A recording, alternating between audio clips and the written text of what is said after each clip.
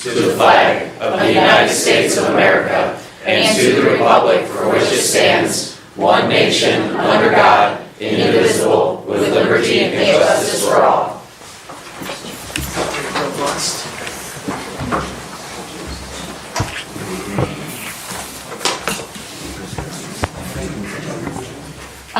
Yeah, they were going to come up and... Can we do our prayer? Yes. Okay. The prayer today is, let's bow our heads.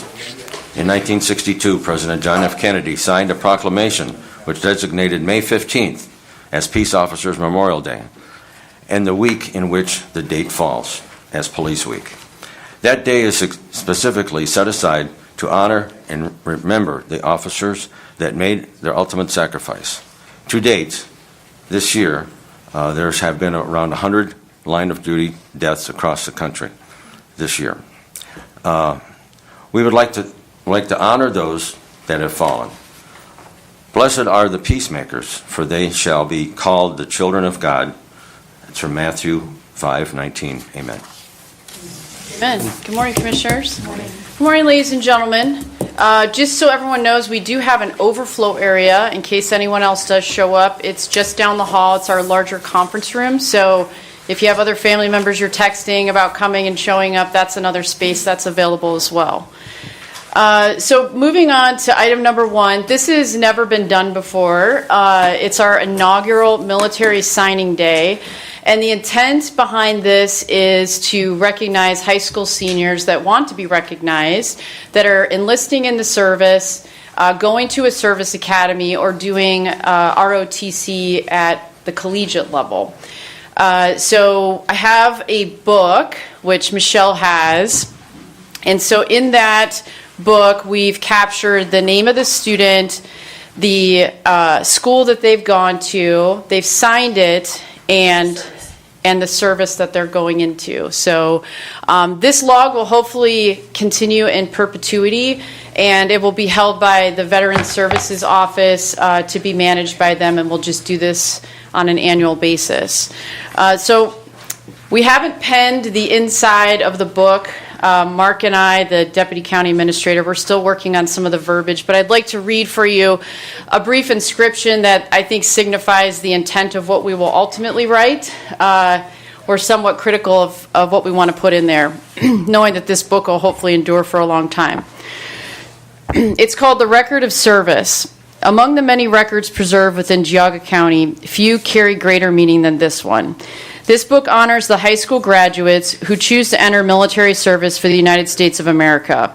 It is a record of commitment, responsibility, and purpose at the moment their paths turn towards service beyond themselves. Each name recorded here represents a decision grounded in character and discipline. Behind every signature are families, schools, and communities throughout Geauga County that helped form these young men and women through their expectations of integrity, work ethic, humility, and respect for country. These values are not abstract. They are lived and carried forward through service. Some will serve close to home. Others will serve in regions far removed from the place they began. All will do so as representatives of a community that understands service as both a responsibility and privilege. In this way, the values of Geauga County extend beyond geography, continuing through the conduct and example of those who go forward. This record is intended as both documentation and reflection. It captures a moment of decision that will be carried forward through years of service and experience. Long after these individuals have moved beyond their time in uniform, this book will remain as a point of origin and recognition of their choice to serve. May future readers understand this record as evidence of a continuing tradition of civic responsibility. May they recognize that the strength of a nation is sustained by individuals who choose service with clarity of purpose and commitment to something larger than themselves. And may the legacy of those from Geauga County endure through the example they set, established in the year of our Lord 2026. So something along those lines will be written in the front of the journal, and hopefully they can come back in 30 years and take a look at your signatures. So we'll do this by school, and thank you for your patience. This is the first one we've ever done. So we'll have Kenston High School come up first. Sure. So I have Callan Buchanan, who is going to the United States Air Force Academy.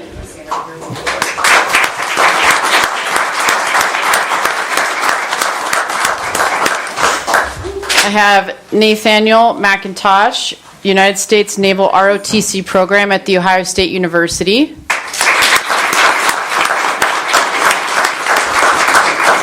And it looks like we have Benjamin Beaumont, who's not here today, and he is enlisting in the Ohio Army National Guard.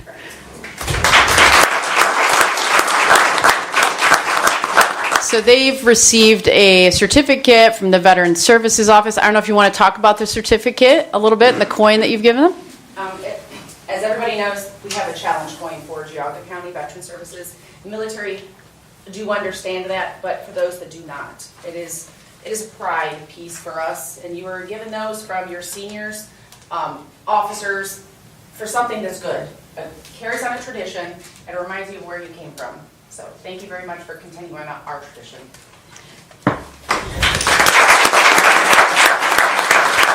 So before you sit back down, if you could go to the mic one at a time and just say your name, no pressure, and if you could tell us just a little bit about what prompted you to serve. And you have to go to that mic right there because otherwise no one will hear you.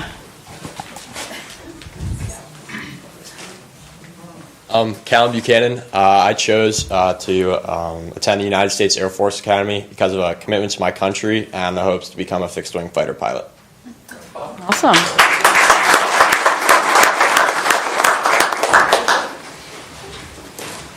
I'm Nathaniel McIntosh, and I decided to do NROTC with the Marine Corps option at Ohio State, and I chose to do it because both my parents served in the Navy, and I kind of want to carry on that tradition. Hoorah.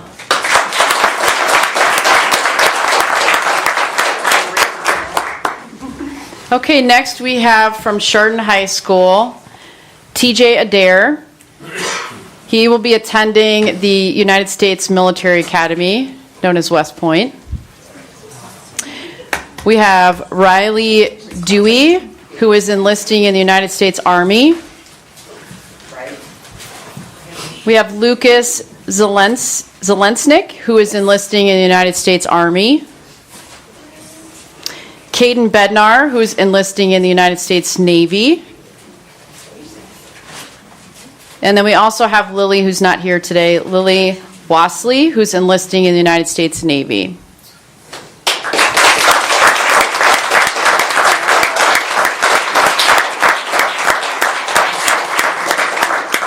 Okay. Okay, same. If you could please go to the microphone one at a time. Say your name and why you chose to serve. My name is TJ. My dad served a 22-year career in the Army, and growing up we were constantly moving around everywhere. I knew since 6th grade that I'd wanted to go to West Point. It's been a dream of mine for a really long time, and I'm honestly just excited to serve and keep the family tradition going.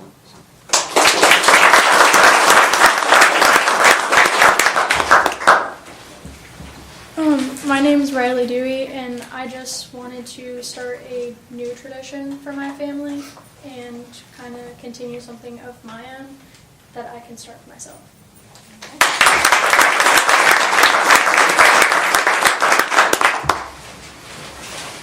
My name is Lucas Zelensnik, and I'm the first one in my family to go into the military. I wanted to do it because I wanted to make my own path and hopefully start a new family tradition of military.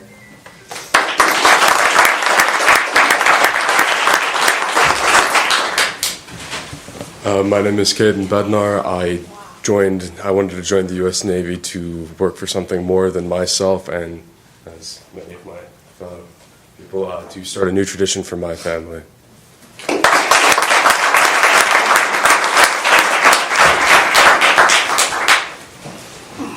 then we have one from West G. We have one additional ad from West G.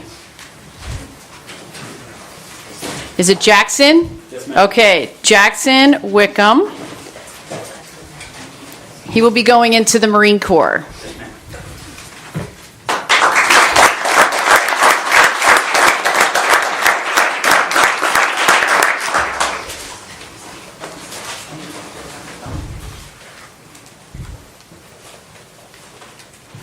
My name is Jackson Wickham. I don't come from a military background, but the mass amount of honor and pride that comes from the Marine Corps has piqued my interest immensely. And again, like my fellow seniors have said, that they want to start a new tradition for their family, and I hope I can do the same.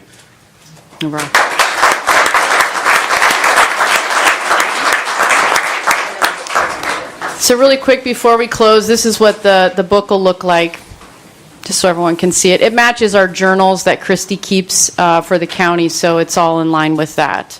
And really quick before we close, I wanted to offer for Veteran Services any closing remarks. Would you like to use my microphone? I think I have a big enough mouth. You sure? Okay. You can have mine. Today we recognize a very special group of students who have chosen a path of service, sacrifice, and honor by committing to the United States military. Many graduates are planning the next chapter of life. These young men and women have chosen to serve something greater than themselves. That choice takes courage, discipline, and dedication. To the families, thank you for your support and the values you have instilled in the service members. To the students, be proud of this moment. You are joining a long line of Americans that answer the call for service. And on behalf of the Geauga County Veteran Service Commission, congratulations and thank you for your commitment.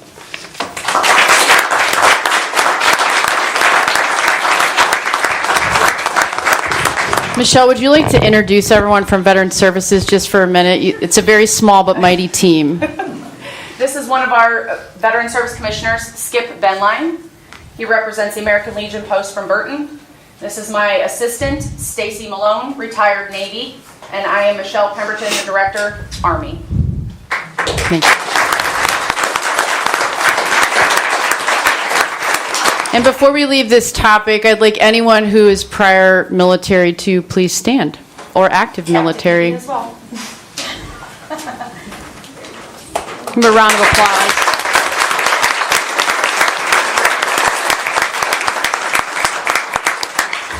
Well, thank you, ladies and gentlemen, for your patience and for being here for this special recognition. I completely understand if the students have to depart. We did that on purpose, so that if you do have to leave, you're welcome to. Thank you very much, and congratulations. Thank you for organizing this and for Max and the whole team. I think it was a really nice event. Absolutely. I saw a dad in the audience drying his eyes a little bit, so I think it was meaningful for them as well. Thank you. Thank you for the support. Yeah, it was awesome. Okay, we'll give everybody a minute.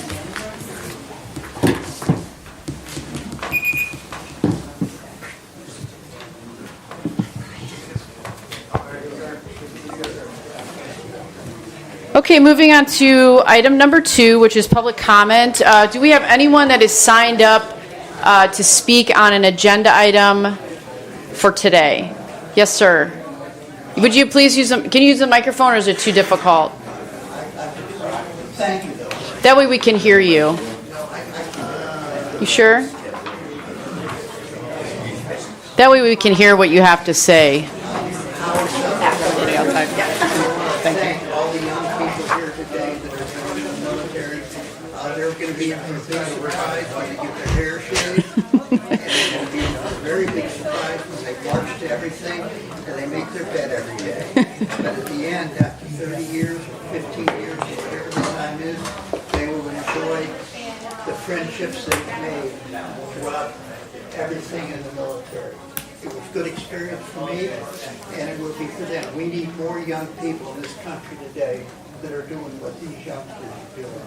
And we hopefully will see them back here as Geauga County in the future. Thank you to the parents who have brought these youngsters along.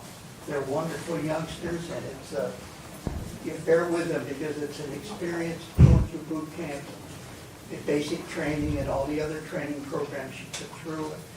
They'll be seeing the world at government expense, but meeting wonderful people and making friends that will last forever. And eventually they will all settle down in Geauga County. I could talk forever on the military. I've spent many years in it myself, including Vietnam and including the Pentagon, and wonderful people on board many ships.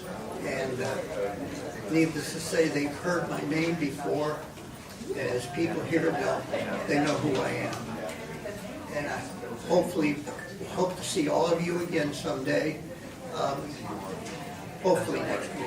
Thank you very much.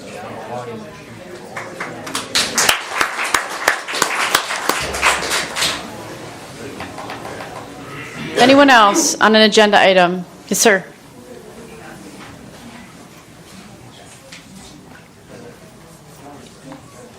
Hi there, Skip Claypool, and it was also very a heartwarming moment as a former Air Force veteran to see all the kids coming in here. It's fantastic. And so thank you for whoever organized that. Amy, I'm sure you had a large part in that, and that was great. I'm rising to talk about item 3, which is the purchase of the library building. And there's a number of us that are concerned because, first of all, that building was built with taxpayer dollars. And now we're buying it with taxpayer dollars. And so it looks like we're double paying for a building that was paid for by taxpayer dollars. That's a concern. The second concern is the library, that particular building, and I've been in it many times, is totally satisfactory. I don't know why the library is wanting to vacate that building and maybe build something different. So there's not been enough public discussion about the use of public dollars for those kinds of facilities. And so I'm sure that the county has a reason for that. I'd like to hear it. I don't know if there's been enough public discussion about that, but there's a number of us that are concerned about the fact that we may be going into buying a bunch of property and buildings that aren't really necessary, particularly since we're double paying for a building that's already been paid for. So that's a real concern that I have, and if there's a reason for that, I'd like to hear it, because I've not heard enough of that. That's all I've got to say. Thank you.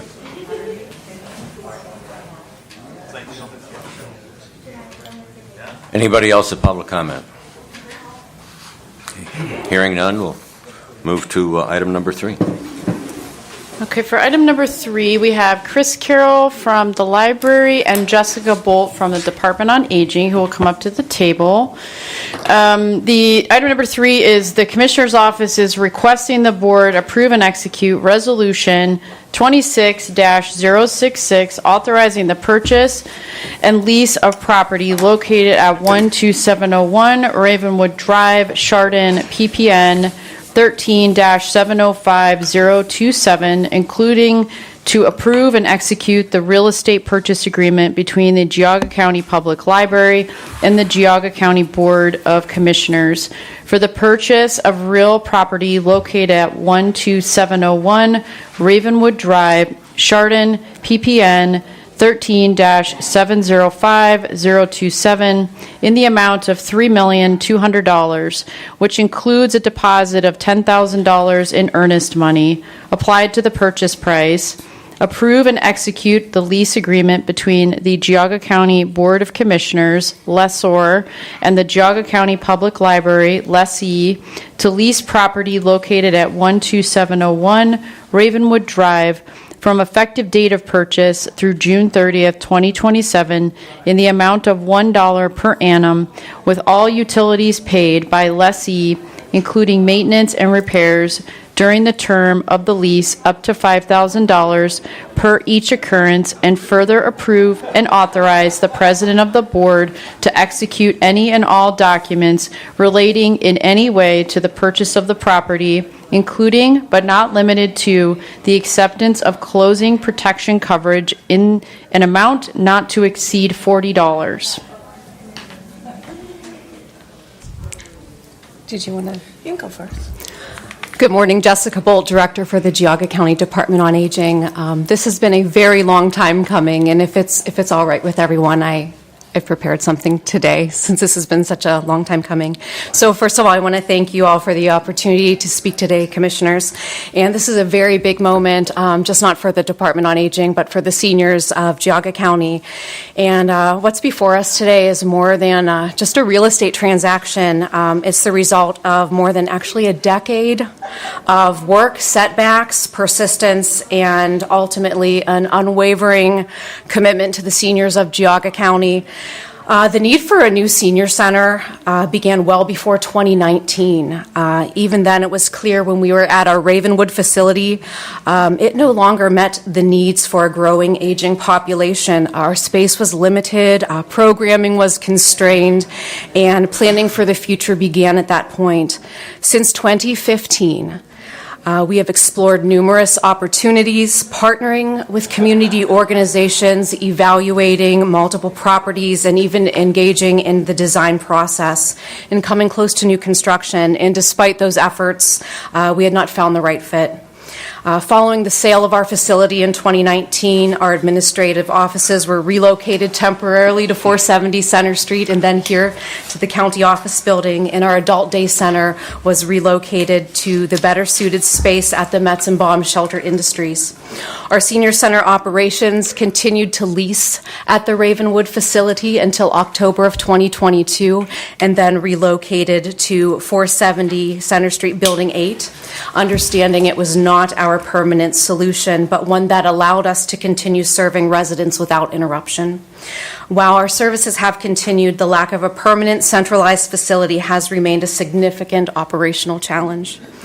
Then in February 2025, Commissioner Dvorak and I toured the library administrative building, and for the first time in years, all critical elements aligned. A central location within our highest served population area, strong accessible parking for older adults, and a size and a layout that not only supports our current programming, but allows for future expansion and the opportunity to build stronger partnerships within the community and partner forward.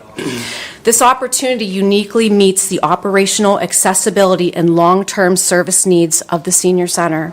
It allows us to move from a temporary arrangement into a stable, purpose-built environment for services, providing stability and consistency for our seniors to go for meals, wellness programs, and connection. Our senior center is simply not a place just for people to gather. It is where the department's mission and the priorities for the state plan on aging are put into action. It is where we deliver nutrition programs and chronic disease management to support healthy living. It is where we combat isolation by creating purposeful and meaningful opportunities for social connection and volunteerism. It is where we promote population health through fitness, wellness programming, and health education screenings. And it is where we help older adults preserve their independence through falls prevention and physical health programs. More than 30% of Geauga County's residents are 60 and older, and that number is growing, and so is the demand for these services. With this new facility, we are positioned just not to meet today's needs, but to effectively plan for the future. I'd like to recognize the individuals who contributed to this effort.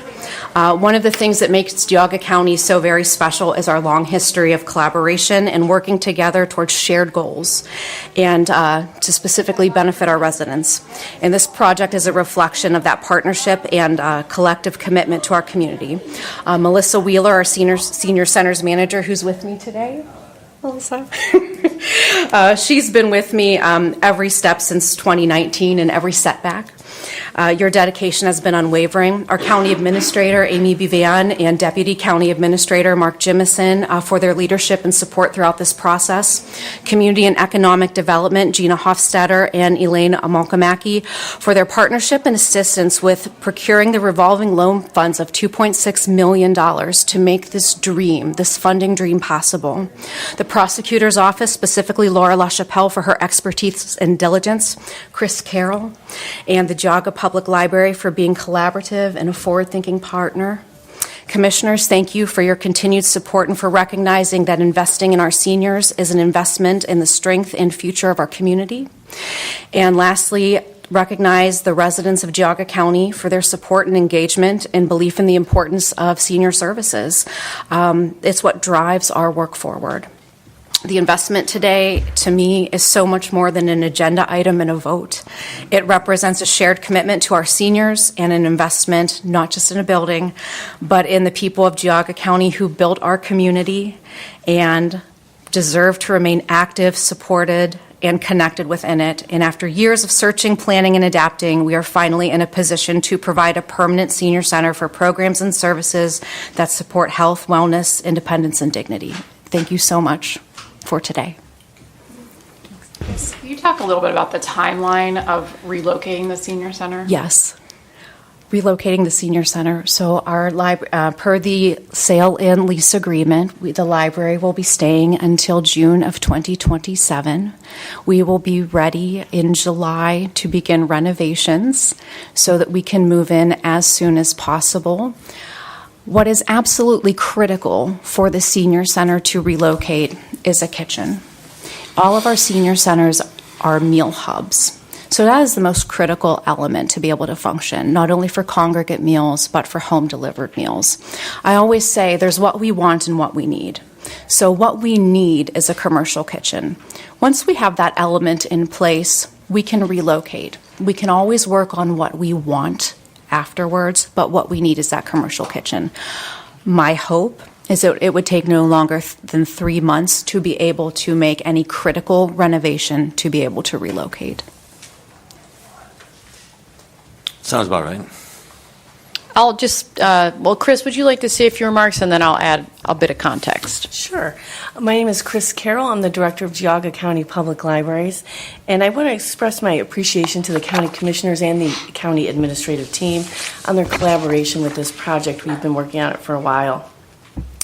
This successful transition will allow the library to move forward with our new Chardon location, which will co-locate a new Chardon branch with our administrative functions.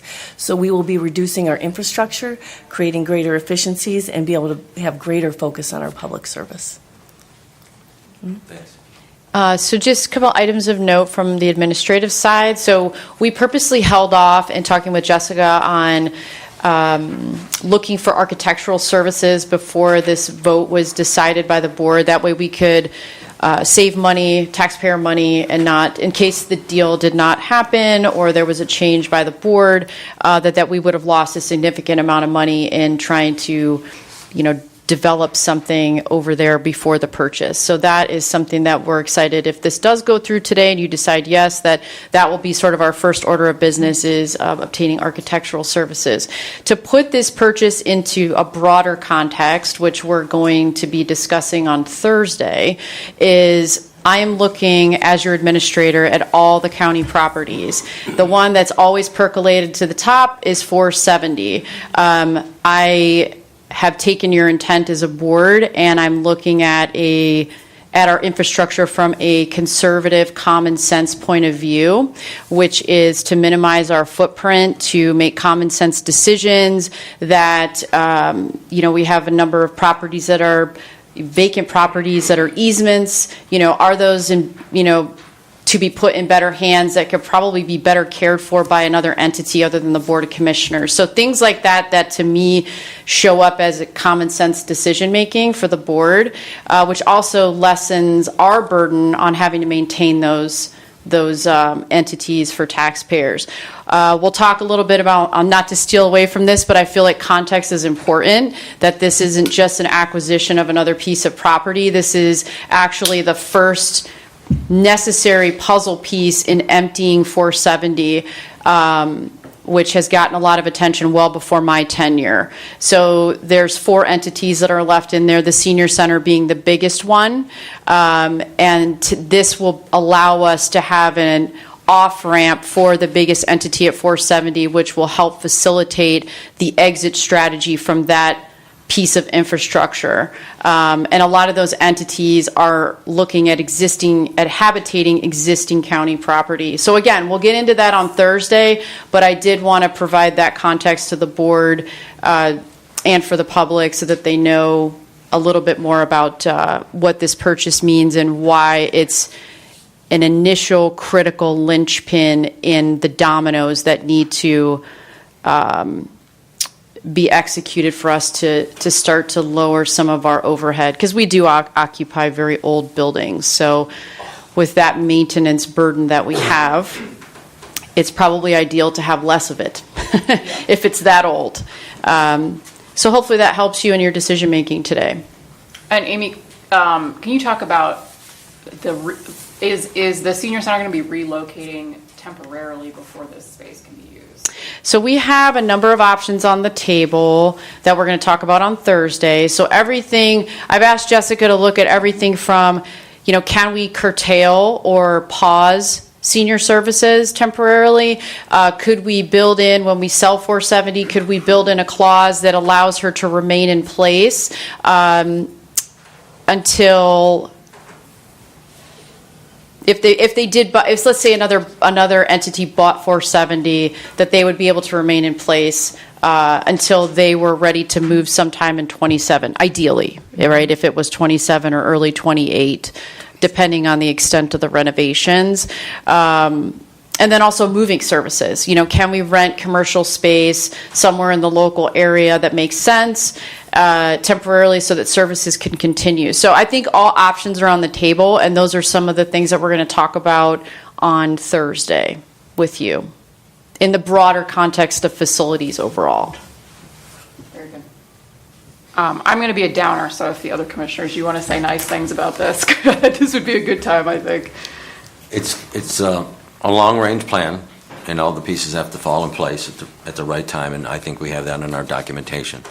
But it's going to be a collaboration that would help the library and help the seniors and help the commissioners to manage buildings, and I think it's a great thing. So I guess I'm going to give a perspective here. Over the last 14 years, Senior Center has always been a challenge. Specifically the Chardon Senior Center, if the history is we used to be in the basement of Ravenwood, and that space was very difficult as far as space, as far as availability for people to park, to get in and out of there, and also just the constant, it was just a very confusing place as far as being able to have something that was satisfactory for all the different functions of what the senior centers and specifically this Chardon one has always been like the hub of our senior centers in the county. We have pieces all over the place, and I see former Commissioner Lennon in the back also, and I appreciate his fight also with me through this when we dealt with this constantly as far as just trying to find that right place. We went through leases in Chesterland. We had lease in over at the Patterson's fruit farm, and then we tried to buy the Dollar General that we were going to do that, and it's always been one of those things that we've always tried to go on the most conservative approach to try to buy something and then try to build it. I can tell you that I understand the comment that was made this morning that is paid with tax dollars, and now we're paying it again with tax dollars, and we're paying for it twice. Point well taken, and I understand that perspective. I can tell you that I look at how many challenges we have had with this senior center and what we have tried to do to recalculate and recenter services and just get to a point that this isn't just for us today, but it's for years and years to come. And I look at what we've gone through of looking at how much would it cost us to build a brand new senior center, what's the location that we're going to have to do, the timing that's involved in building a brand new senior center. And it's if you really took a 50-yard look at this, and you said to yourself, if you're just looking at it as far as we're double paying on this, I understand the fact that the library is a completely separate funded organization through the levy. That's not based on our property taxes. The library is running off of the levy dollars that they receive, that every resident in Geauga County has voted for it. No different than our seniors. We have an aging levy, same thing that people do vote for that. So I think that we have to look at this as not becoming emotional and tunnel visioned in the cost, because if you look at what the cost would be to create a building such as the library, to be able to have a location like the library near our hospital primarily, our Veterans Service Commission, all of the functions of what the county offices are, and to be able to have that, I think that that's another critical piece that sometimes, it's about location, and there's a certain value and a cost to that. I have had multiple conversations with Ms. Carroll from the library, and I know that it's very easy to immediately, put it out there that they're spending money, they're building this, they're building that. The reality of it is this, is that they're actually shrinking their footprint. They're actually reducing their size of what their administrative side of things are. But I think that we cannot always look at this in a it's just like any property deal that I've ever done in my lifetime. You always look to try to get the best deal that you can, so that you could always have the dollars and ability to put in. But I've also been involved with deals that I know I have overpaid because of what it is going to be. I'm not saying that this is an overpaid deal, because we could never create that footprint of that building with today's construction costs to be able to create that center. And I can honestly tell you, I have had multiple conversations with multiple people, because I've been pretty verbal and very open to my position on this, because we have a growing senior population every year. There's more of a demand. And it's not just a place for people to hang out, but it's a lot of these programs that we're doing, the meals that they're preparing for seniors that are at home. And sometimes I think we really need to look at the whole picture and understand we're blessed in so many ways. On Sunday, my mom was able to be with us for Mother's Day, maybe many of you also.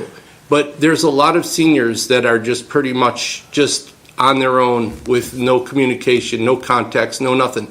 Some of the programs that the senior center does reaches far beyond anything that has anything to do with people going to play Keno at the senior centers. This is about quality of life. We're lucky in Geauga County to have a county that truly cares about their people, their residents, and we have also been in the process that we have continued to grow dollars.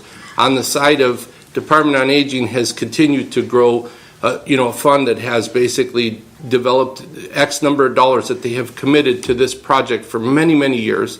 And the fact that we're able to also do the CDBG dollar availability, it's a situation that the impact as far as directly to the taxpayers is very softened by this. And I wouldn't be sitting here telling you this, because I'm probably one of the biggest sticklers on many of these things. And I can tell you that I had to really look at this, and I had to understand this, and we got to really take a deep look that this is not just an expense of X number of dollars. It's going to give us quality for years to come. We're going to free up 470.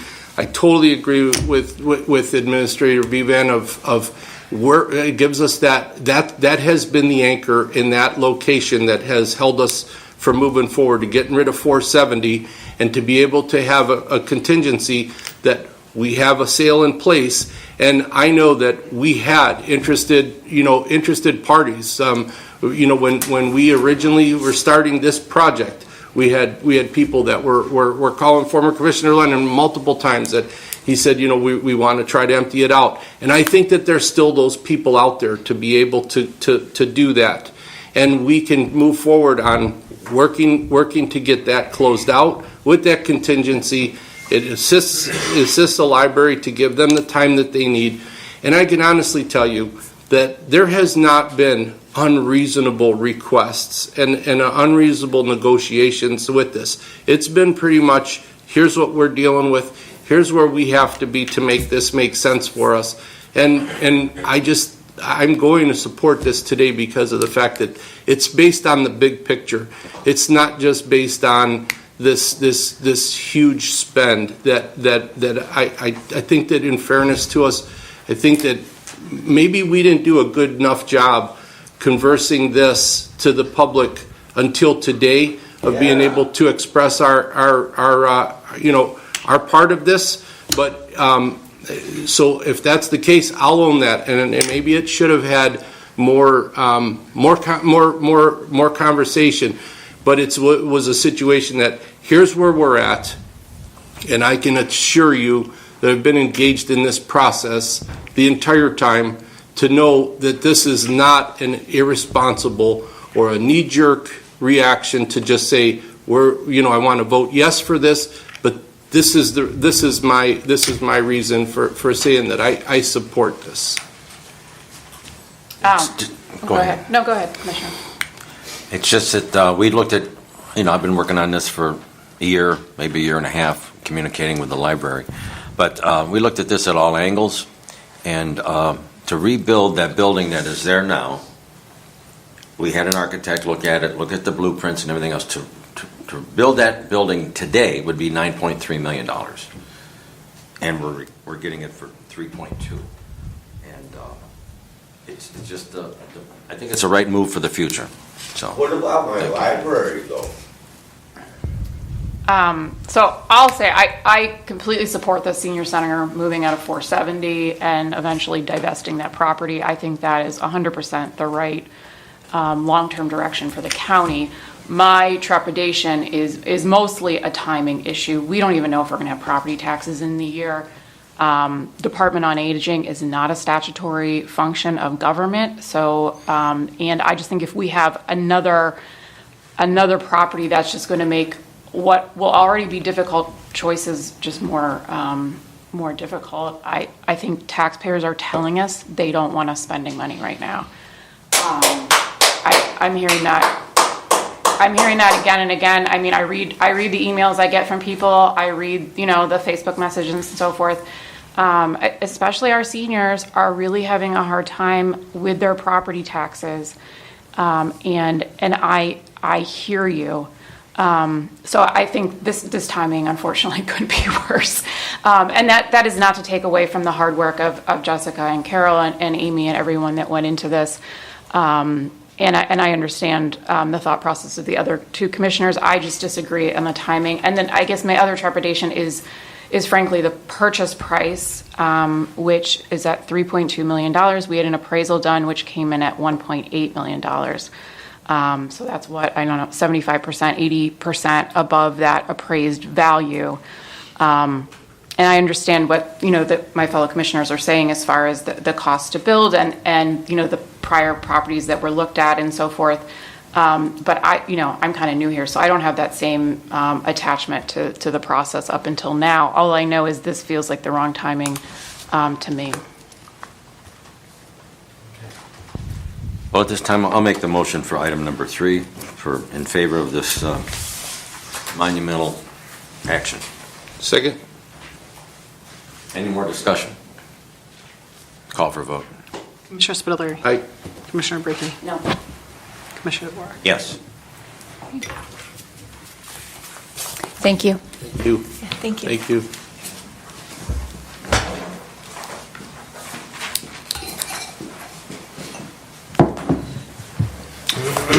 Good morning. Morning. Morning. Adrian Gorton with the Commissioner's Office.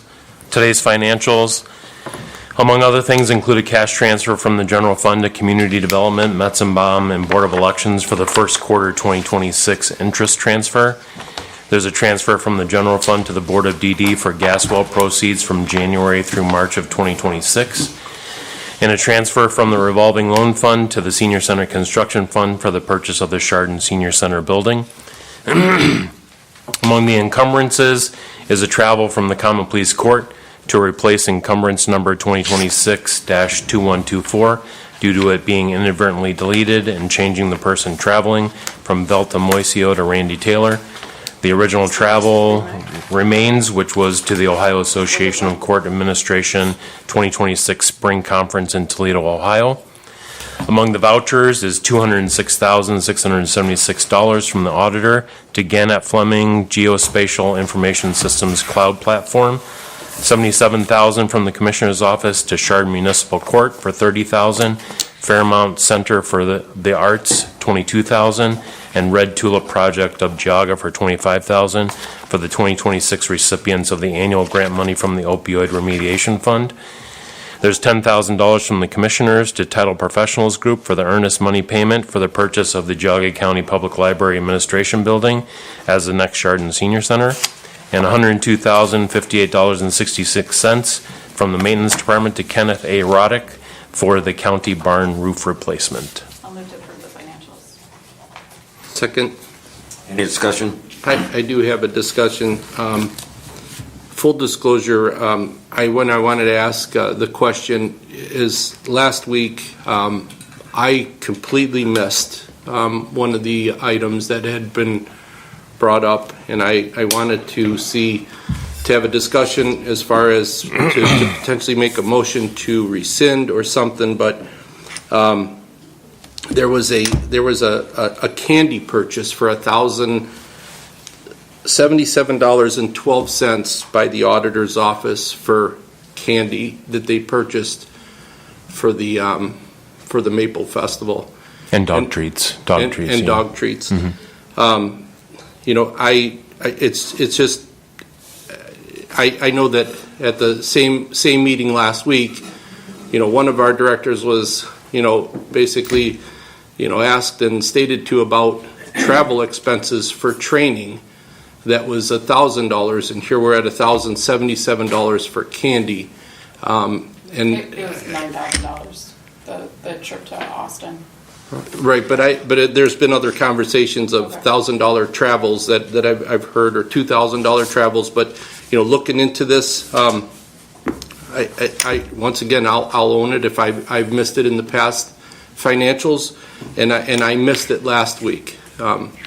Full disclosure, I did, and I would have said something last week when I saw this. But to spend $1,077 to have candy at a festival, I can tell you this is that we have had multiple times that we have put the commissioners float in the parade and what we've done is we've collected money. Jim, you were involved with it with former Commissioner Lennon, where we paid $250 to $300 each, and they went and bought candy for the float, but never would we have taken a position of asking taxpayers to pay for candy to be handed out. And I guess my question is this: I would like to make a motion to rescind that amount, or what can we do to basically say no to it? It's already been paid. I mean, the check would have already gone out. It's not that there has never been other candy purchases that have been paid for by the county.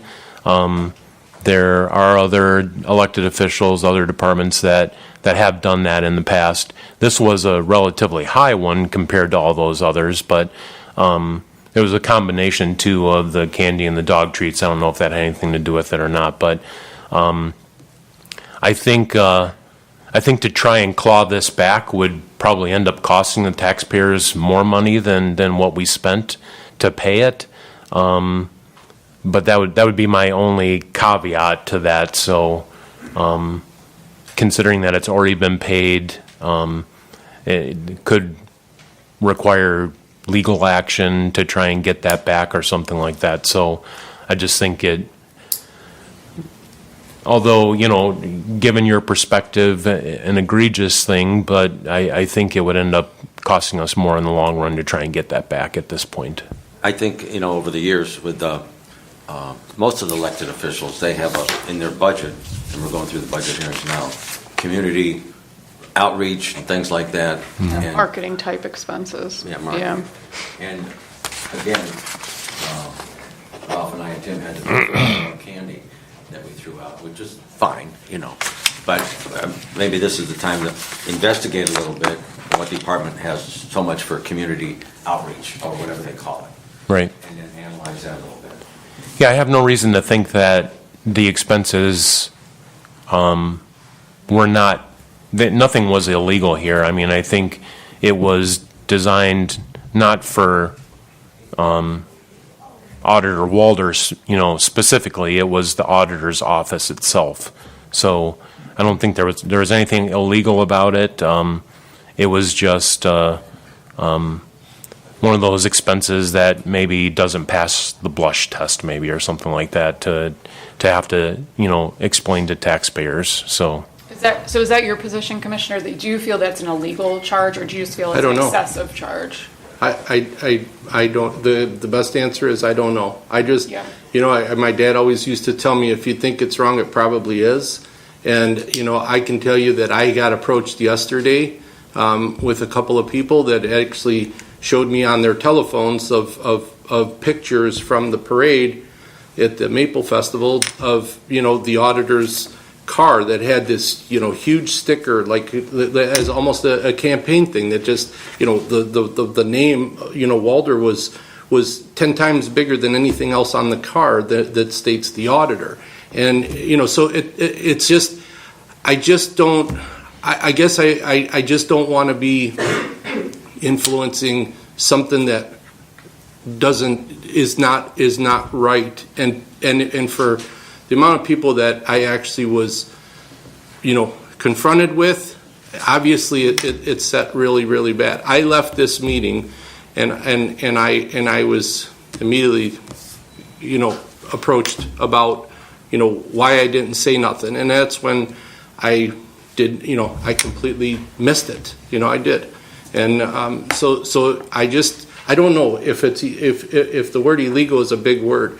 I don't know if it's illegal. I don't know if it's unethical. But what I know is that it rubbed a lot of people the wrong way, especially after seeing the display of the, of what was actually through the parade and how it appeared. So. Yeah, I mean, I did notice that on the financials, and it did, I mean, I'm not going to lie, it jumped out to me as well as kind of a large expense. I did the trunk or treat for the commissioners at the sheriff's office. I paid for that candy by myself. I don't necessarily think I had to, but I think sometimes it's better to look like you're doing the right thing than just do the right thing. I would notice that for that particular parade, you as a candidate cannot be in. That is only for elected officials, so there's no, you can correct me if I'm wrong, Commissioner DeVorek, I know you did it recently, but you can't put a re-elect or elect on your vehicle or anything you hand out. It can just say your name and the office that you hold, which makes something like that, to me, seem like not a campaign event. I also know, as far as like the probate court, I've talked to Adrian about their financials, and whenever there's an election year, you've said their expenses for marketing go sky high. Yeah, that community outreach account that Commissioner Dvorak mentioned, yes. Yeah, for things like little gavels that they hand out at the or a giant inflatable gavel, right? Which was with somebody's name big on. headline, yeah, so at the time. I do think there is kind of like a gray area as far as what is a campaign expense that taxpayers are funding, and what is. Do you understand what I'm saying? I do think that there's room where we can disagree. That's personally why I would not want taxpayers to pay for those sort of things. But I understand that other elected officials may make different decisions. No, I totally agree with you on that. It's like we really don't have a clear description of what it is. And I think that it was something that I wish I would have saw last week, and I would have brought it up last week, and it was just something that really was brought to my attention at a pretty great amount, and pictures were out there circulating, and people said that this was taken in a very, very bad taste, rather than almost as if it was supporting this, and I'm not. Yeah. And I probably made a bad decision of approving financials and missing that last week, but that's why I felt it was important for me to say something. And I can't tell you if it's illegal, if it's unethical, I don't know, but that's why I was asking the question, to bring it out, publicly, to say, is there a way to to pull that funding back? Is there something that we could do? Because I just wanted to ask to see what the option was. But probably going forward, it would be all your consensus that, taxpayers shouldn't be paying for this. Right. I feel that way. officials should be paying for it for Right. for an event like that. And we were extremely cautious as commissioners, and I can tell you, I don't know how many times we had that for various events, that we always, our county administrator would come up to us and say, hey, looking at X number of dollars in candy, would you be willing to split this? And each one of the commissioners would put it in. I mean, and there were times $250, there were times, I don't remember, Tim, maybe $300, $400, I don't know. But we always just worked together to do that. We paid for the candy, and it was done. So it was out of our own pocket. Never a time that we took it from from our funding. So I think now that we're in the beginning of a state budget hearings, you should, after we get done with the budget hearings, have a column, community outreach, each department, what are they spending, and then refer back to our revised code, what they can and what they can't do. So, because I know that there's a certain person that rents a space, a whole tent at the fair, passes out styrofoam gavels or whatever it is, and it all adds up. Okay. Thank you. All right, I'd like to call the question. Commissioner Spitaleri. Aye. Commissioner Brackey. Aye. Commissioner DeBoer. Yes. Thank you very much. thank you, Adrian.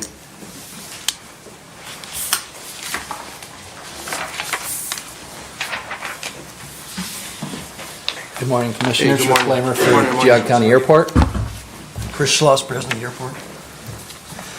The Airport Authority is requesting the Board approve and execute Resolution Number 26-068 approving the grant contract under fiscal year 2026 Ohio Airport Improvement Program matching grant for general aviation airports between the Geauga County Airport Authority, Geauga County Board of Commissioners, and the Ohio Department of Transportation Office of Aviation to construct T-hanger 59-foot by 218-foot under ODOT project number B26-61 at the Geauga County Airport, and authorizing the President of the Geauga County Board of Commissioners to execute the grant contract on the board's behalf. So my understanding is our APA has not signed off on this, is that correct? No. Okay. And that my understanding is that the definition section links both the criteria and the standard assurances, and I tried to click on those links and I got a 404 error message. So I do have, I think, Rick, you provided the standard assurances, so we do have that paperwork, so Yes. we know what those are, but I still don't know what the criteria are. This is what Rick provided to me this morning and highlighted the area that he apparently was included in the packet yesterday that was sent as well with the documents that was sent out yesterday.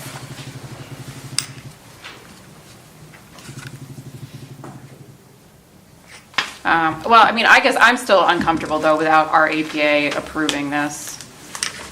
And I don't see, what says criteria here? Does anything? He highlighted the area that was the, Okay. I mean, the word criteria is not used at all.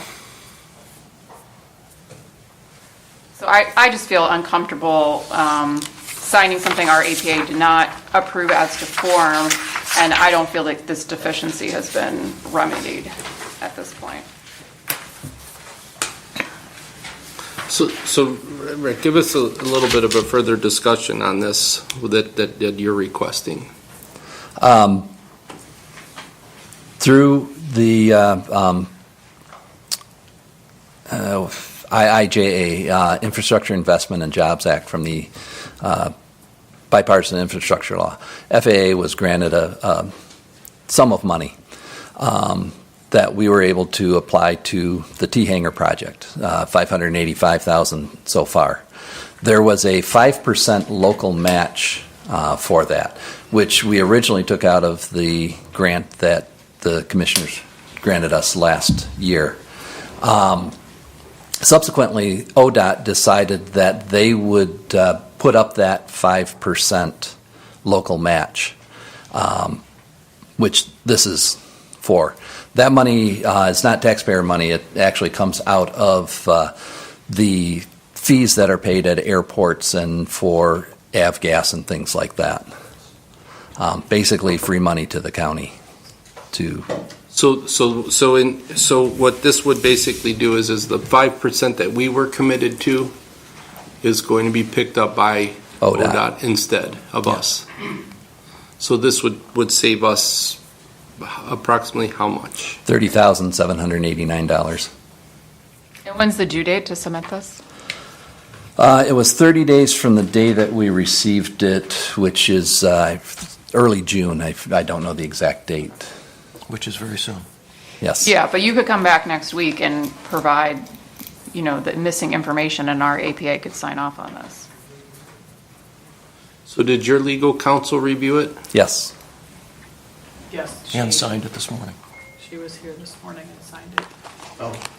She understood the issue, though. I don't think she caught it.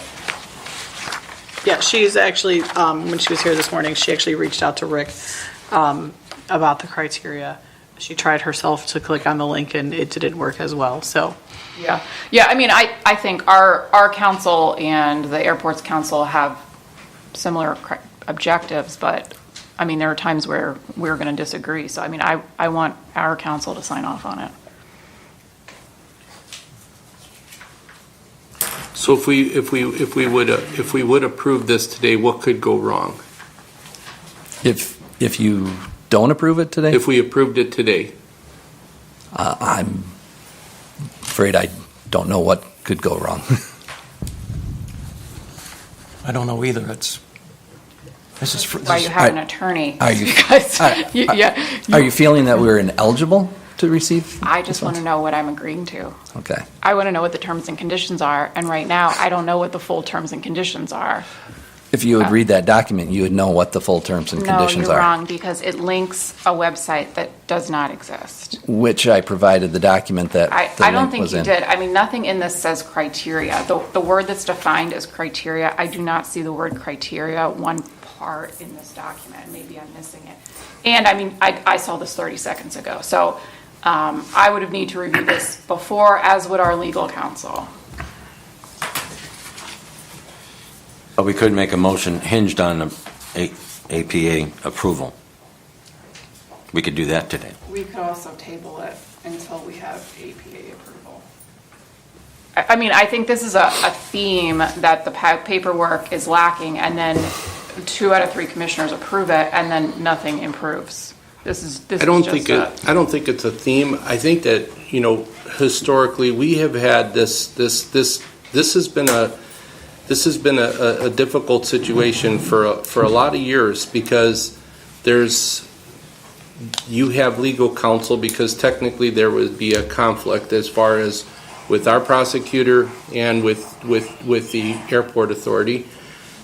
But you guys are doing what you basically were told to do to obtain counsel to approve this stuff. We have worked with them, through the years of having, good back and forth with that, with good data that they are committed to, and looking on behalf of the airports, the airports and the county's interest also. I think that Commissioner Dvorak, if you're making the motion based on that, I would move to second with you.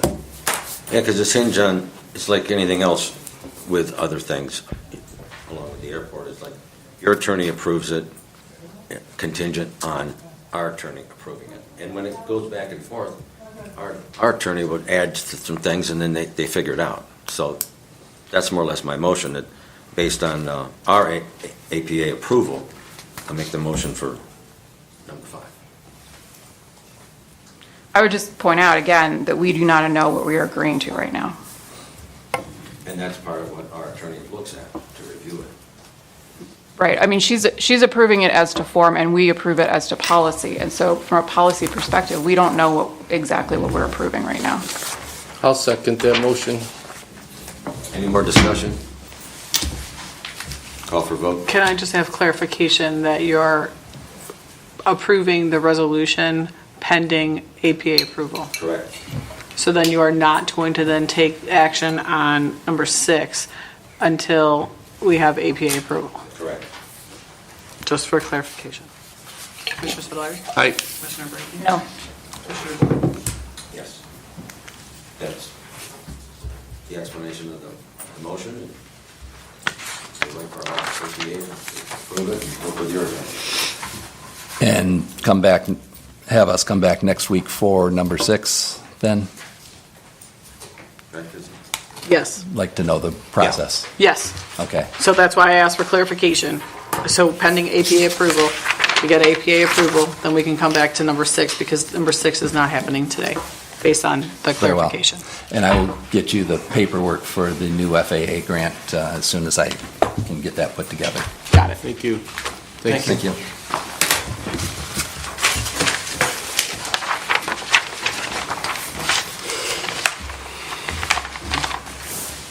Morning. Morning, Commissioners, ladies.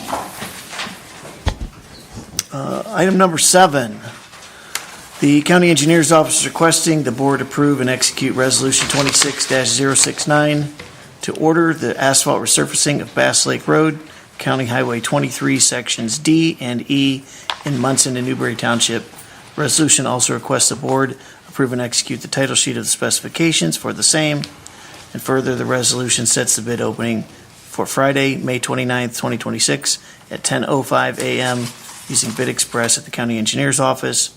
Notice of this bid opening will be advertised on May 14th, 2026 and on the county website.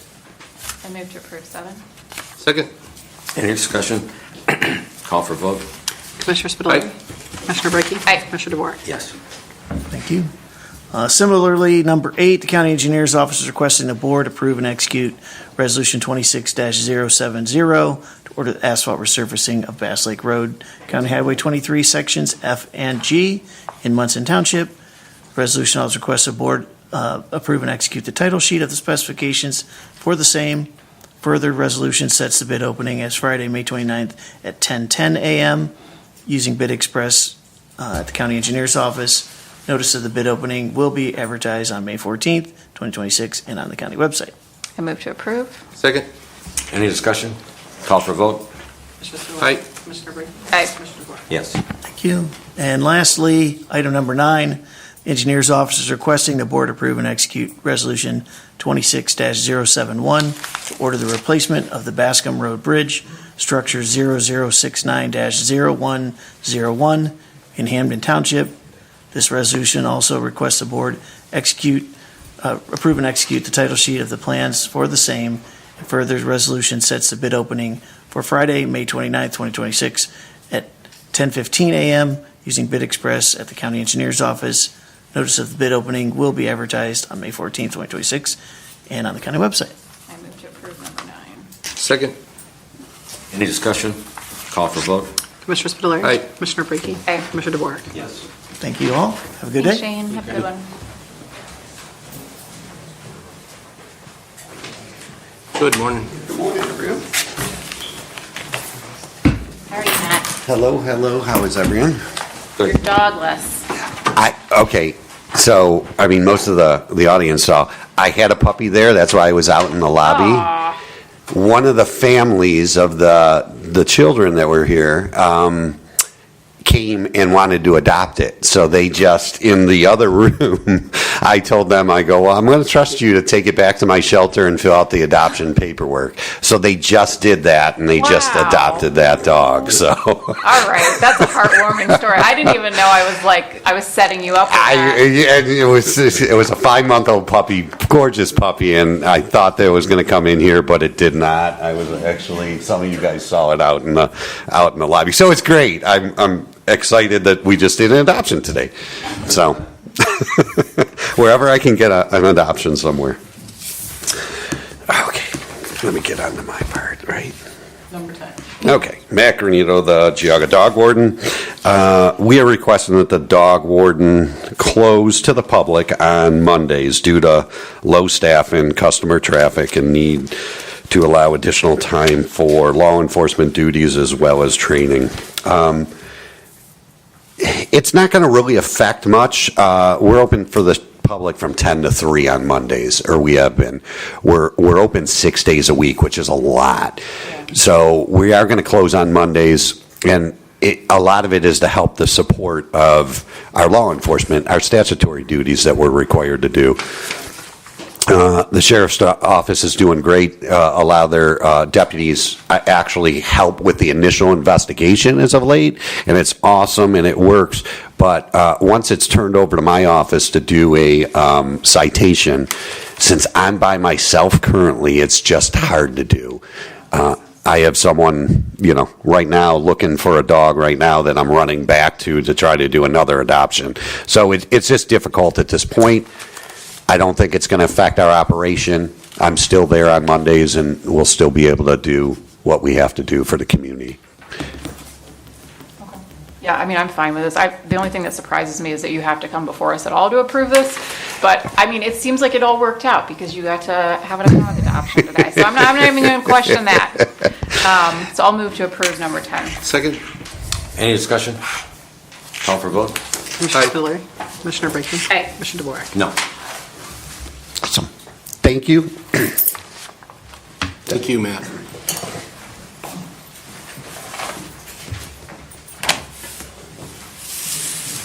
Good morning. Morning. Morning.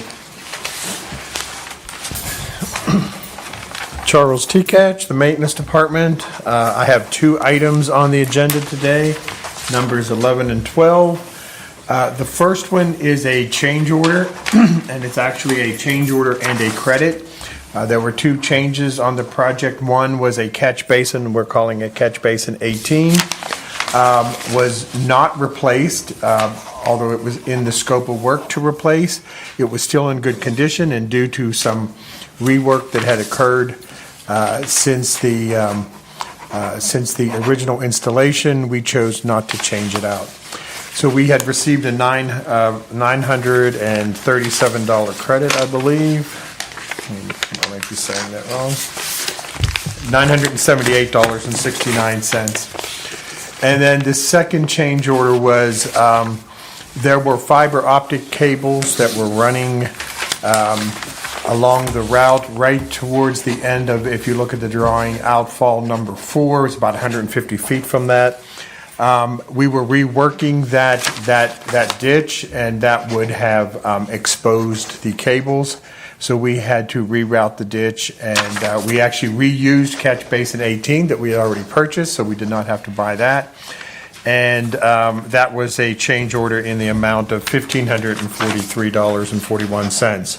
So with the credit, this total change order was reduced to $564.72. So the motion before us is the Maintenance Department is requesting the board approve and execute change order number 2, increasing the contract with Ohio Paving and Construction Company Incorporated for the Safety Center parking lot repave project for the rerouting of storm drain to accommodate unknown communication lines discovered during construction in the amount of $564.72 for a new not to exceed amount of $875,603.49. I move to approve. Second. Any discussion? Yes. When is the project supposed to be completed? It should be done within about 3 weeks. Oh, really? We're very close, Okay. yeah. We have, That's good. I think, Phase 2, which is the left side of the north side of the west parking lot, should be fully paved this week. They'll be shutting down for the last section over the next, and then probably over the next 2 weeks. So give it about 3 weeks, it should be all wrapped up. It's faster than I was expecting. I thought you were going to say sometime this summer. It's going fairly well, of course. I probably just jinxed it. I know, right? Yeah. Call for vote. Commissioner Spillier. Aye. Commissioner Brackey. Aye. Commissioner DeWark. Yes. All right, and item number 12, the Maintenance Department is requesting the board grant permission to advertise for bids for the Geauga County Opera House Masonry Repair and Restoration Project to be held on Wednesday, June 10th, 2026 at 2:00 p.m. Notice of this bid opening will be advertised on May 15th, 2026, May 22nd, 2026, and on the county website. Chuck, can you just remind us what this project is, or for the people that are new? Yeah, this is what I'm calling a facelift of the Opera House. So it's been about 20-plus years since we've had any repair work to the mortar, any bricks replaced, those types of things, and the coating on it, the painting on it is beginning to wear off and peel. So it will be a complete facelift on all three sides. Those are the sides that are currently exposed, where they will do tuck pointing, brick repair and replacement, and they will then repaint the entire outside. I'll move to approve number 12. Second. Any discussion? Call for vote. Aye. Aye. Yes. Thank you.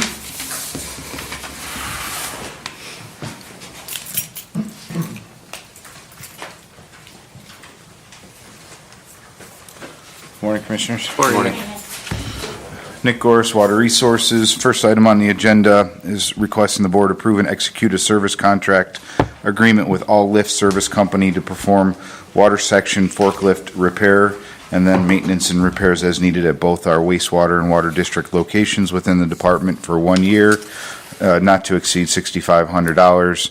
$3,500 on the wastewater, $3,000 on the water. First part of it is actually to repair our forklift, so that's why it says repair, and then maintenance and repair. So part of it's to do a quote for an existing forklift that needs some repair.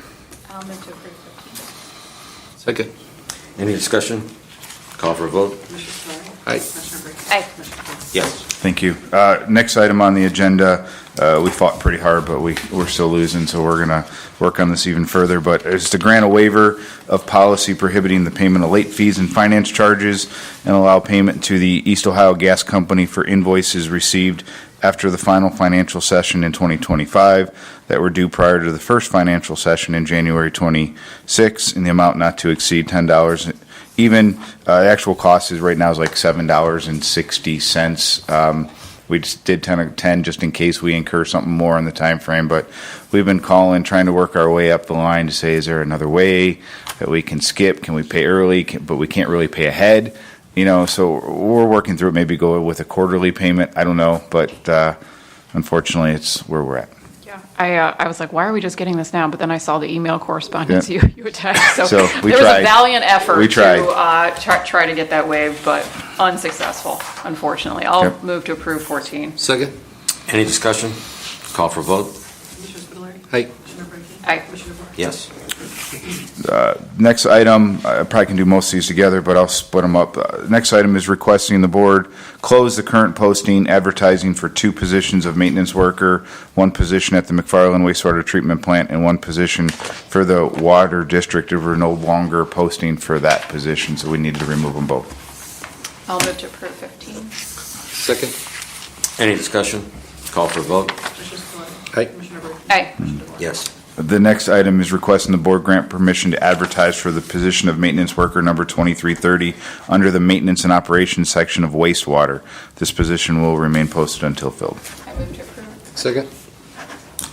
Any discussion? Call for vote. Aye. Aye. Yes. The next item is requesting the board grant permission to advertise for a position of maintenance worker number 2330 at the McFarland wastewater treatment plant. This position will remain posted until filled. The reason for this breakout is because the McFarland does require long hours, overnight hours, or third shift. So. I move to approve. Second. Any discussion? Call for vote. Aye. Aye. Yes. And the next item and final for Water Resources, requesting the board grant permission to advertise for the position of wastewater operator 1, number 2326, internally for a period of 5 working days. If no qualified candidate is presently employed with the department, then advertise externally until the position is filled based on recent resignations. I move to approve. Second. Any discussion? Call for vote. Aye. Aye. Yes. Thank you very much. Thank you. Okay. Number 19, 20, and 21 are the Fourth Amendment for the approving the use of county credit cards for the year 2026. This includes the addition of the dog warden for their Geauga Credit Union Visa, to add users to the Department of Job and Family Services Right Express, and to remove a user for the Department of Water Resources on their Home Depot account. The next 20 is to approve those applications for authorization for use for the dog warden and Department of Job and Family Services employees. And then item number 21 is for the certification request to the county auditor for the dog warden for his quarterly use for 2, 3, and 4 quarters. So I'll move to approve 19, 20, and 21. Second? Any discussion? Yes. On the credit card, will this be, can people buy a dog with their credit card now, or is just credit card used for his supplies? This is for his department, it's not for the public to be able to use to buy, purchase dogs. That's a different credit card process. This is just for the Working on that department. process someday, that someone that purchases a dog can pay with their credit card? I'd have to ask Matt. The credit card processing is what you're talking about, like, is in place, and there are other agencies that are working on that.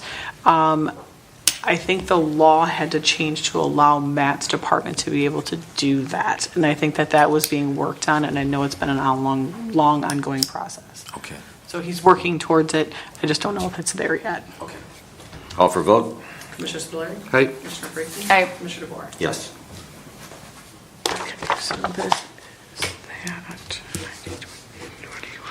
Okay, so for discussion is Destination Geauga for the 22nd Annual Spring Drive It Yourself Tour. Mrs. Scheimer reached out to me. She actually was at New Day Cleveland this morning, so she couldn't actually be in session today. So she asked me to just bring it up with all of you.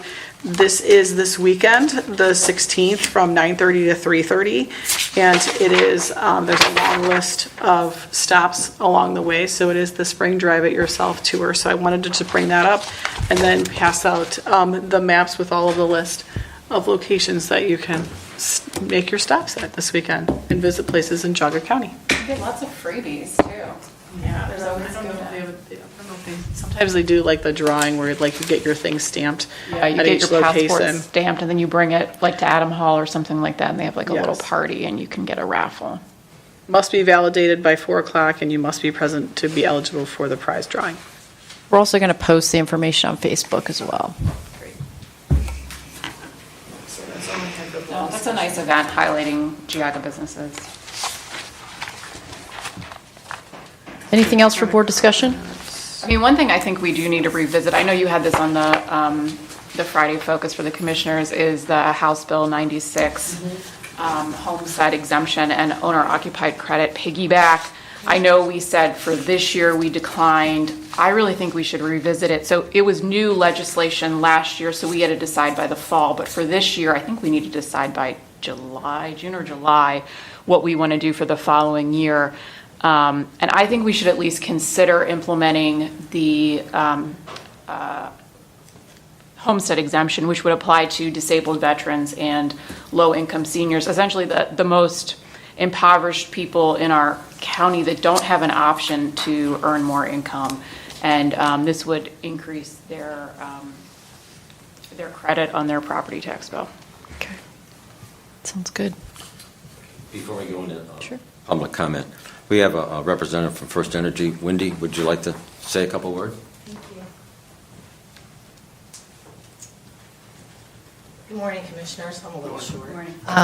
Wendy Zeely, your new local engagement representative for Geauga County. I've been with the company just shy of 30 years. Been supporting Lake and Ashtabula County over the last 12 years, so not new to the position, just new to the county. But a lot of familiar faces. I've always been the support backup for the previous representatives with Dave Conley and Dean Haynes. So started, I believe it was mid-March, and the day after the notification went out, had a great opportunity to work with the EMA because we had a nice storm that came through. So just wanted to take the opportunity to say, if you need anything, you have my cell phone, please don't hesitate to use it. I look forward to getting to know Geauga County again. Thank you. Thanks for coming in. Thank you. Appreciate the invitation. Anything else for board discussion? Okay, moving on to item 23. Public comment. Those wishing to make a comment or ask a question on matters of concern, please raise your hand to be called upon. Begin by stating your full name and township or municipality, and you'll have up to 3 minutes to comment or ask a question, and are kindly asked to refrain from disorderly or disruptive conduct. Go ahead, up front. Anastasia Nicholas, Chagrin Valley Times. My question, according to the county's financial system, over $4,000 has been spent on candy since 2020. None of the commissioners questioned the $1,000 candy expense when it was presented last week. Do you know this money was being spent? And if so, why was it allowed up until this point? So I mean, I guess I could start by saying that at the beginning of the meeting, I don't recall if you were here. I full disclosure, I missed it. Right, I heard that. And I would have definitely said no to it last week, and that's why I brought it up today, because it was pretty absorbent amount of money, and I know that there's been candy that has been purchased in the past, and some of the history was done on it. Some of it was for like a school program type of thing, where from Jobs and Family Services. There was some other that was purchased through the engineers department, and I can't recall if it was in additional times that that candy was purchased again through the auditor's office. So I think that it is definitely a concern, and I appreciate you bringing it up again, because I think it does need to be addressed. I will tell you, for like Jobs and Family Services in that fashion, where they're doing different programs with kids and stuff, I think if it's a reasonable request, I would support it. But as far as for elected officials to be able to do that, I would say that we're better than that, and that would be what I would tell you. Would you say going forward, we were all going to look at that more closely when things like that are being bought? I can assure you. Especially with going through the budget hearings now. We'll bring that topic up. In the back, sir. Good morning. Tim Lannon, Geauga County.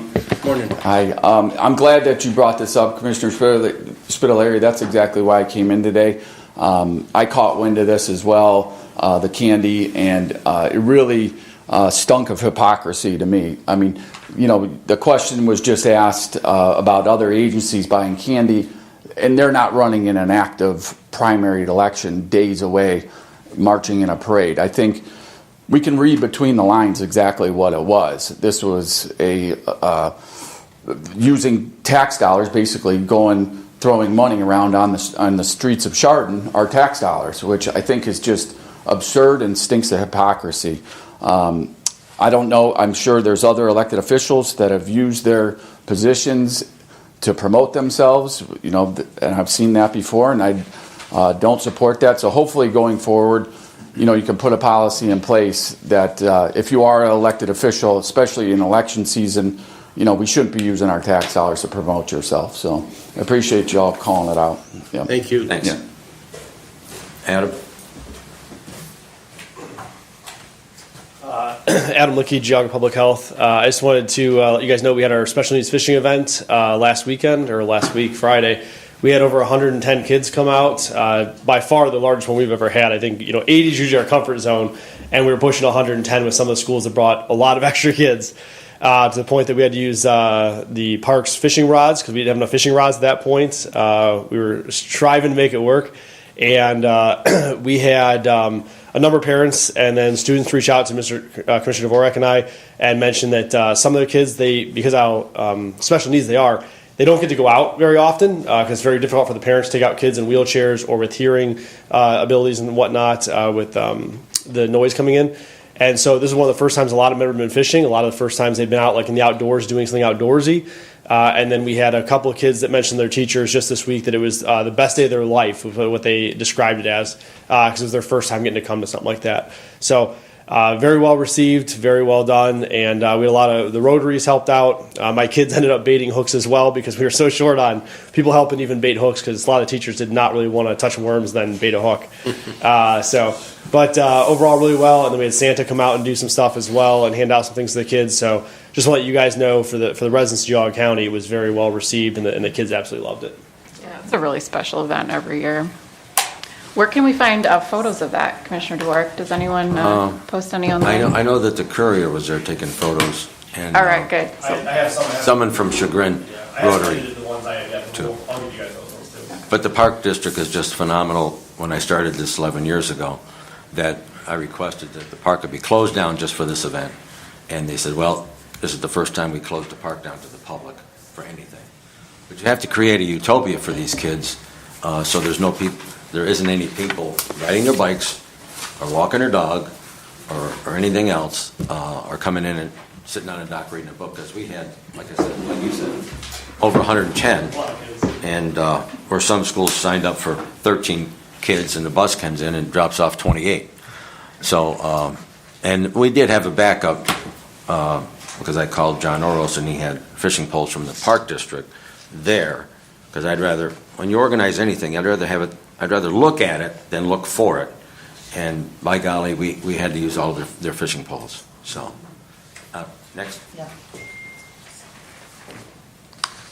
Christine Stenzel Munson. I wanted to talk about number 11. I just am confused as a resident how,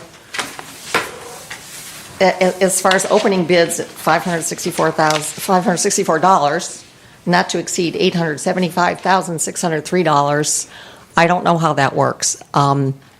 So maybe I'm naive to know how these expenditures take place, but it always catches our attention when we're talking about $1,000 for candy or $6,000 for a plaque at the courthouse, because it's more something we can comprehend. But when we get to these big numbers, it just kind of all is a big blur in our heads of how much we're really spending in our county, the things that get approved every week. Just wanted to mention that. I don't know if anybody could explain anything to me about that, because I know you don't usually respond to public comment, but I would love it if someone could. Well, if you could meet with Chuck, he's our detail guy on all maintenance and buildings. He can break it down for you. Okay, thank you. yeah, I mean, for that specific item, there was a change order that was a credit, and then there was another, there was an item that was a credit, and then there was another item that added a cost, and together they netted out that $564, and then the new total is that $875. Okay. I guess I just applied to my personal life, looking at a starting bid for something I'm having done. You're still talking about 11? There's no starting bid in 11. Yes. There's not a starting bid. So I don't understand what the initial $564. That's what I just explained. So there was a change order that increased the cost of that project. There was another change order that decreased the cost. They net out the $574. There's no. I understand. There's no starting bid Right. or anything. And then the new cost after that change order is that $875. Okay, so, but back to my, the other thing I was pointing out is that when we talk about small numbers, $1,000 for candy or $6,000 for a plaque at the courthouse, it's funny how that grabs our attention, and just wanted to bring that up because it makes us all say, wait, how are we spending our money? Just wanted to make that comment. Thank you. And on number 11, it was, when we had bids, there was some that was over $900,000, there was some over $1 million. So we try to do our due diligence on everything we purchase and take prices. Yeah, and it's important to note that anything, I believe what's the competitive bid threshold, Chuck, 77,000-ish? Yes. So anything over 77,000, it has to go out through a competitive bid process. So I think that should give taxpayers some relief. Right. And then even things that are below that, we don't just go to someone's buddy and give them a contract. I understand if that. something's Yeah. $50,000, the maintenance department is still making calls to different vendors. Would you agree with that? Yeah, just to make sure that we're getting that. So, as they say in Washington, I'd like to buy back my time. One more comment. So, as you had said, well, because I didn't get to, say, the last thing I wanted to say about the library, when you mentioned the cost for the senior center, that could have been the several $1 million less that was brought up with Chris Carroll. that you had brought up, we could have spent less. Why did it get approved then if it could have been, the senior center could have been, the transition could have been had for less? I don't know where you're asking me that question. I voted no. I know you voted no, but that's what I'm asking. Since you pointed that out, why did we vote yes? That was my question. Are you still taking her time? Mm-hmm, I am. I put another minute on since that's what was left. Yeah, I mean, so it was appraised at 1.8 and the purchase price was 3.2. Right. So I love that you found a lower price would be better, but I was just wondering how it still got approved. Just a question, hypothetical. We didn't find a better price. That's just what the appraisal came in at as indicating that was the market value is the 1.8. But I mean, the other commissioners felt that it was worth that price. Thank you. Any more public comment?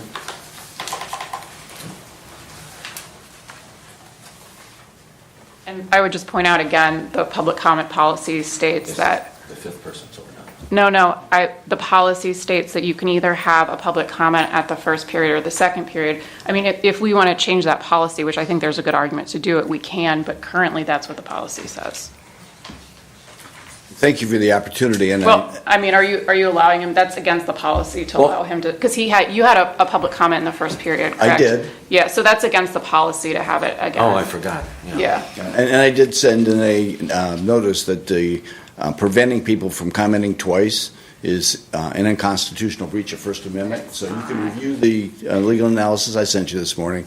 So I'd ask to be able to speak. If you're going to prevent me, I want that in the meeting minutes. You prevented citizens. We just have to follow our policy. That's what our policy says. That's what we approved. So we have to, as I said, I think there's an argument to say that people should have an extra time, but right now that's not what it says. And so our policy was approved by the prosecutor's office. There's nothing against it. It's a First Amendment issue. The First Amendment issue is if you keep talking and we allow you to talk. That's the First Amendment issue, because that hurts the people that are getting cut off at 3 minutes.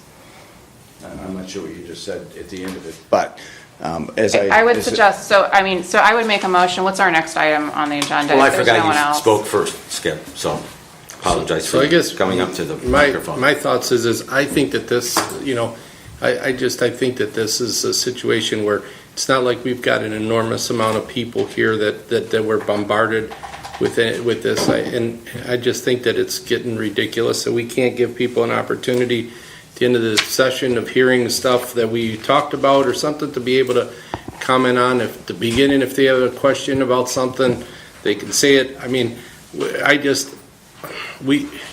maybe we were just very, very lax of just be able to, this is the people's meeting too. I get it. It's a business meeting, but it's like we serve the residents of this county, and if they want to say something, good, bad, or indifferent, I've been on the hot seat many, many times over the last number of years, and people say something that they want to say to me, say it. But at the end of the day, I just feel that we're just censoring people, and I'm not comfortable with it. I'll be honest with you, I'm not. I don't know what the harm is. It just, this policy probably needs to be looked at because it's upsetting, I think, a lot of people, and I totally agree with them. Well, I mean, I don't disagree. I mean, we could revise the policy, but right now the policy is what it is, and we need to enforce the policy, or why do we have it? I'd also point out that, Ralph, when you were commissioner, you didn't always have public comment. I mean, there are minutes where you say, we're not doing public comment this year. So, and certainly there's never been a time in the commissioners that I'm aware of any journal I've looked at where there's public comment at the beginning and the end. It was only at the end if it was allowed at all. So this idea that we're taking it away, we're taking people's voice away, that's just not accurate with the history, and I mean, frankly, it's a lie. I don't necessarily, I understand that you took a statement that was made and you're going to, continue to keep that on point, but we didn't have a formal comment section at the beginning, we didn't have a formal comment section at the end. We had a situation where even during the meeting itself, if a resident had a question about an issue that was coming up, we gave them the opportunity to talk. Am I correct, Commissioner Lennon? Yeah. Well, even when I was a commissioner, people could speak on any topic for any length of time. And I guess my question is that you came in today, former Commissioner Lennon, with some paperwork that I just kind of briefed through this, and I don't know if that's what you were about to speak on or what it was, but I'm troubled a little bit by this too, and So it's. It was, that was Commissioner, Okay, we need ex-Commissioner to keep Claypool. on. Point of Let me order, just say point of thank- order, Thank you. point of order. Thank you, Ralph, for Thank the you. comments you made earlier Also- on the library. I think that helped a we- lot, the public. Mr. Claypool, to I'm really trying to understand. get you a spot to And- speak. So if you're giving me challenges, And I it's up forwarded to the you. letter. Thank you. Thank you. So with that policy that we created, I added a line in there where if we want to extend it or change it for just that one meeting, if someone would make the motion to have one more speaker for 3 minutes, So I'll make that motion. I second it for one more speaker on this occasion for 3 minutes. Yeah, I would just say that it has to be consistent with our policy, which would be that you can't have someone speaking multiple times during public comment. Anybody wants to speak? Well, you both spoke, but with that motion, you want to make an exception to the Yes. 1 and 2 rule? Okay. Mr. Claypool, take the... Hold on, we didn't vote on that. Okay, We have to didn't vote on it. Yeah. Any more discussion? So can we clarify what the motion is? I was given one more speaker for additional 3 minutes, and that you want to amend the number 1 and number 2 rule. Yeah, that's it. Are we amending it permanently, or are we just Just today. temporarily for this meeting? Okay, I understand. Call for vote? Aye. Commissioner Brady? Aye. Commissioner DeBoer? Yes. Set the timer. Thank you, Mr. Dvorak. Anyway, and thank you for this. And I did send a document to the commissioners this morning on what I consider to be an unconstitutional, because of the way the policy is created, unconstitutional policy. That aside, Ralph, again, I want to thank you for the comments you made this morning on the library and the Department on Aging. That was information the public didn't have, I didn't have, and what you said was very on point, and it at least made the case to me. And so thank you for doing that, because it was very helpful to many of us. I gave the Commissioner's Office a letter that was dropped in my mailbox. Somebody did it over the weekend. I'm cutting my grass, and some guy puts this letter in my mailbox having to do with Frank Antonucci and his use of his official title in a personal Facebook page as he was trying to campaign. And so that seems to not smell very good. As Commissioner Lennon had said this morning, public offices, and we always did this, at least when I was a commissioner, the appearance, you always avoid the appearance of impropriety. And so to invest $1,000 in candy at least creates the appearance of a problem. Putting a huge logo on the side of your car as an auditor in a campaigning season and driving around in a clear event such as the Maple Fest creates the appearance. I would like to ask that the Commissioner's Office do an investigation. Reach out to the Board of Ethics, the Ethics Commission in the state of Ohio, to see if in fact this does cross a line. Maybe it does, maybe it doesn't, but it at least creates the appearance, and that's a problem in and of itself. So when I've got people dropping off communications in my mailbox have issues, there's clearly public that has issues with this and a challenge, and this office should at least respond to that and make sure that we're doing things above board at all times. We always did take a collection when I was a commissioner for candy, so we went out and handed it out in Maple Fest. We didn't make a big deal of it. We had our float in there, but we kind of just shook the hands of the people that were there and so on and so forth. So I appreciate, again, this opportunity to speak again. I don't think it created a big problem for the office, and thank you. Yeah, I mean, this appears to be an employee's personal Facebook page, and employees have First Amendment rights to say whatever they want on their personal Facebook page. I don't see any evidence that this employee used taxpayer resources to promote this message. My only concern with that would be is the timing of this. If somebody's actually on, county time and they're engaged in this, I believe that we just had a situation that's going through the court process right now with some kind of a letter that was written up on county time, or how, I don't know all the details, so I can't speak exactly and accurately to it, but I know that that's something that's there. This is the first that I saw this, but if this is a situation that I think maybe there needs to be a look into of when exactly were these posts being made, and if it was on company time, I think that's definitely a concern if that's a situation. So I guess that's my position, and I don't know exactly how that how that process should be started to look into this and to investigate it. And I guess I would ask, for maybe some assistance of this, because I don't, it's not something that I know the answer to. Well, I would say he's not our employee as this board. He's an ADP, or was at least an ADP employee. Right. That'd be something you would take to the ADP board. I don't think our office has any business in this, frankly. Okay. That concludes our public comment. Thank No, you. it hasn't. We had 5 people at 3 minutes. You didn't have 5 people. Yeah, we did. Not at the closing comment, you didn't. Yes, we did. Who were they? 5, excuse me, 5. We had 5. Yes. All right, there'll be no laughing next week, so. Oh, wait, I have an update for you. I contacted Grace Galucci yesterday. She's working with ODOT to have somebody work with her on a presentation. She wants to use the Federated Church on 306 in 2 or 3 weeks from now. Here, Jim, Well, that's Federated Church. it's a public. This is public, that's public, St. Helens is public, everything's public. Geauga County, it's not the church. It's in Geauga County. The Federated Church is in Geauga County. The church is not in Federated Church. We've been through that program before, and because I've been there, it's just there in Bay Bridge County, or Bay Bridge. It's bullshit. Okay. And it should be held here in our room. And if she tries to pull this again, there's going to be a tremendous turnout for if she tried to hold it at the Federated Church. Good to You were know. there last time, I would think. Other people have been there. Okay, well, it's a nice place. So's the county building. It's a nice. It's closer to your house. I'll pick you up and take you there.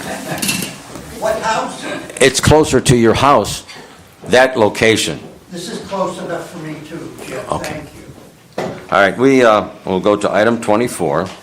Item 24, the Commissioner's Office is requesting the board move into executive session for the purpose of discussing the compensation of public employees pursuant to ORC 121.22G1. So moved. Second? Call for vote?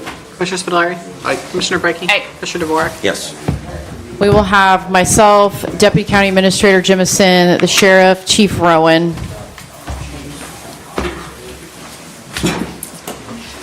Okay. I have you in at 11:18.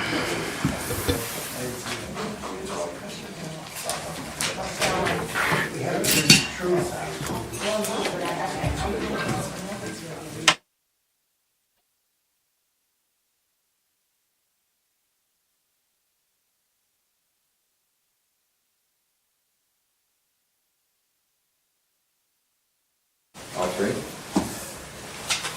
That one is all 3. That one should be just you. Not over the hospital. Yes, just you.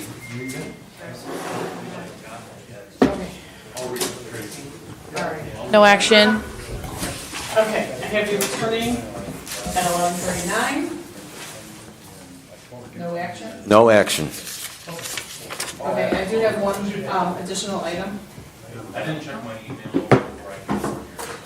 The Commissioner's Office is requesting the Board approve and execute the Supreme Court of Ohio agreement to mediate on confidentiality with regards to the Port Geauga Juvenile Detention Center. I'll move to approve.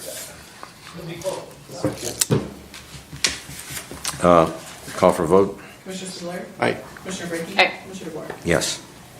One quick follow-up also, the question that Commissioner Dvorak had about the public being able to buy dogs from the dog warden using credit cards, they cannot. So I can follow up They can't? further. They cannot. It's just that I've always been uncomfortable with the cash transaction. They put cameras in there now, though. That's something we can look into. Okay. I'll Because talk with Matt says that people used to buy a dog, give them a check, and then the check bounced, and they Yeah. have the dog. And Yep. they're in Lake County. You're right. Yeah, I was like, So, I knew that there was something in there that he was not allowed, and I didn't know if that had changed, so. We'll follow up. Okay. So at least with that, it Before would we go close, I direct. just wanted to say that was really, really awesome this morning with that. So good job on behalf of you and Mark putting that together. Max. That was really, really neat. That was Max, truly. Yeah, it was a great, and I think that those kids will remember that and appreciate it, right? And parents will too. So thank you. I think it's really neat that it happens, you started this on America 250. And it's my 1-year anniversary today. Oh, congratulations. Yes. Happy anniversary. Lots of good positive changes in the county. Thank you. I have nothing All three of further. us sign here. Anything further from the board? No? There you go. Is there a motion to adjourn? That's it. It's just you, not all three. Sorry. Make a motion to adjourn?